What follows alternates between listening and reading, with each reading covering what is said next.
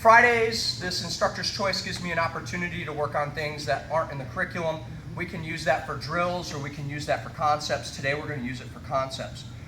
Very commonly, when people start to pass, they start coming here, up, and you see that Fred, experienced purple belt, he starts getting angle and he's on his side.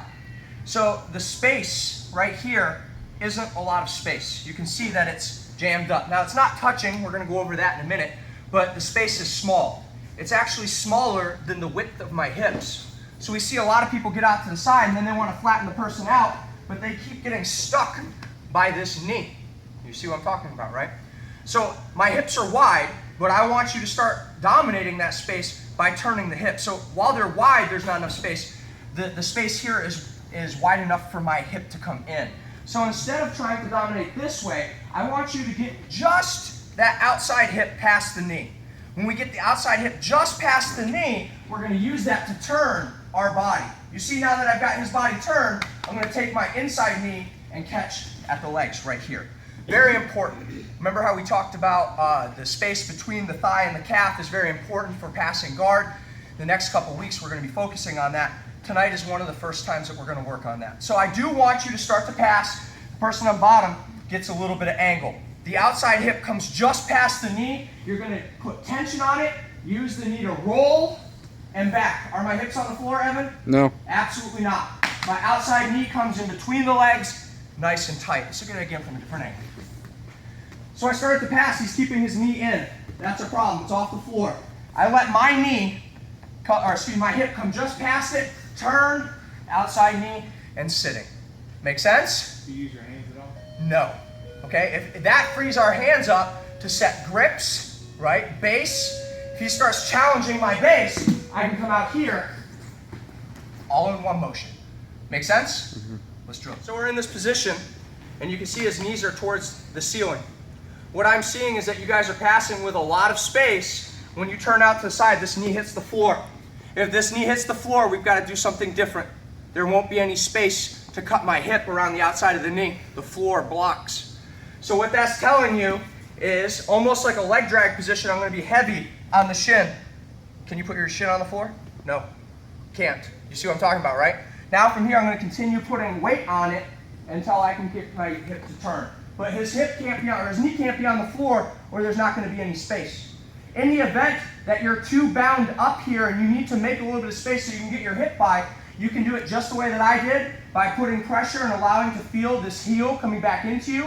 When you feel that leg coming back into you, you can use that to turn, or you can take the hand that's in the back, come by and control at the ankle so that you can bring your hip up and disengage from the leg, but he can't move his shin or put it on the floor. That makes sense? Good, again, different angle. So I'm here, I put weight on that shin, I'm starting to pass. He can't put his knee on the floor. But my hip isn't far enough past the tip of his knee to turn yet. Right? If I turn, I'll sit on the floor. So you can take that outside hand, you can grab here, and that'll allow you to disengage your hips just a little bit, but we still need to come back and cut the hip over. Make sense? Let's go.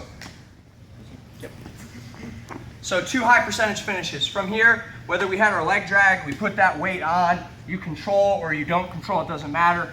I switch my hips, I come back into this position, okay? 70, 80% of the time, we go this way. And we do that simply by taking the knee, we pin it to the floor, we cross face, and we come up to the back. Very easy. 20, 30% of the time, we can fake them out. Straight from this position, the hand that's closest to the thigh, we're gonna hit our cross face, my hips are heavy, and I'm gonna back step, and you see that I'm laying on top of this leg.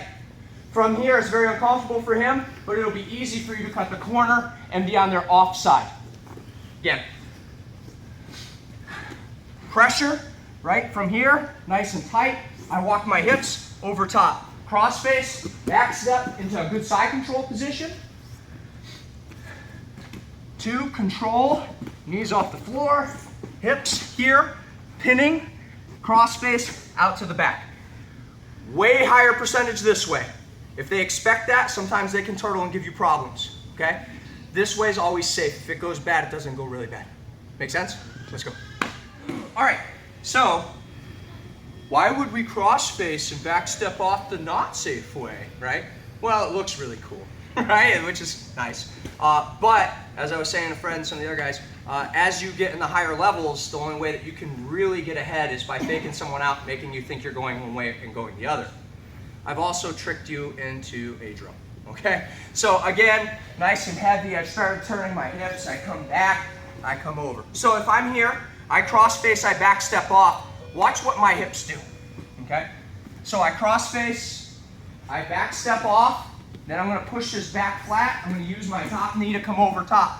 Same thing to the other side. Back step, shrimp, my knee comes in, back step, shrimp, top knee comes in, cross face, back step, top knee comes in. Am I using my arms, Sam? No. I want you to practice doing it with your hips. That's what all today is about.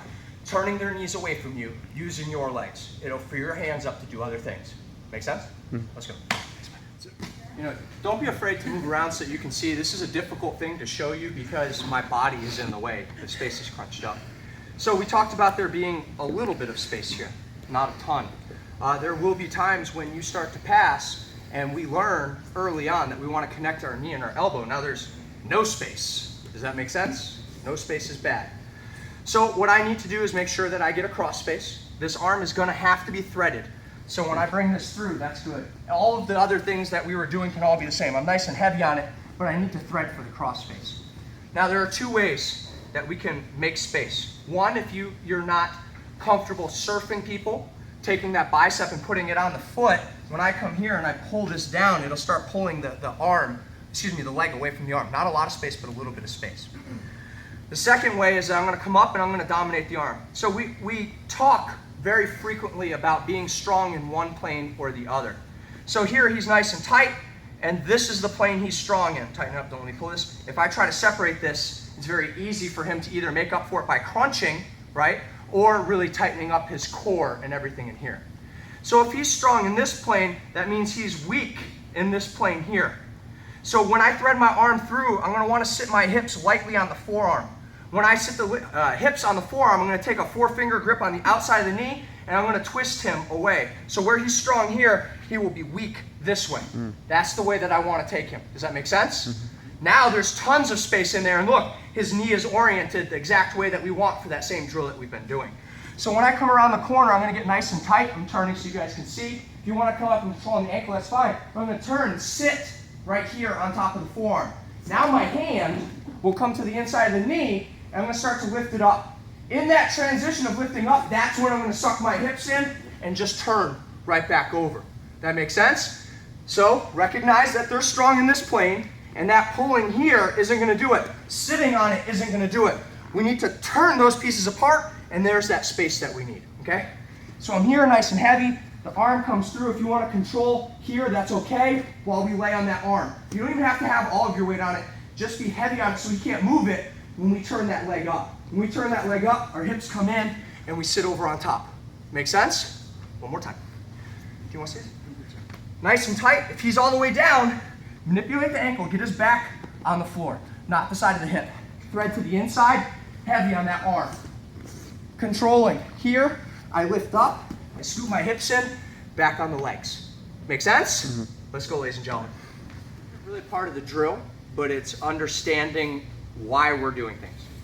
So we have rolled up past the leg onto the arm and twisted the body this way. Sometimes, after you do jiu-jitsu for a while, your elbows don't like you so much. And the thought of having somebody lay on your arm this way, to me, oh man, it can be super uncomfortable. My arms aren't as flexible as they need to be. And you'll see people that don't like that flexibility, they'll take that arm out. If they take the arm out, there is zero reason to come back and turn his hips away. So I put pressure in here, I start to come in. When I start to come up here, he straightens that arm out. If he straightens that arm out, I'll just come up and control. I'm past. I don't need to go back. Now that I've dominated that spot underneath the armpit, that's a very strong domination place. Instead of pushing the knees away, I'll pull the knees towards me, and I'll go straight into the mount.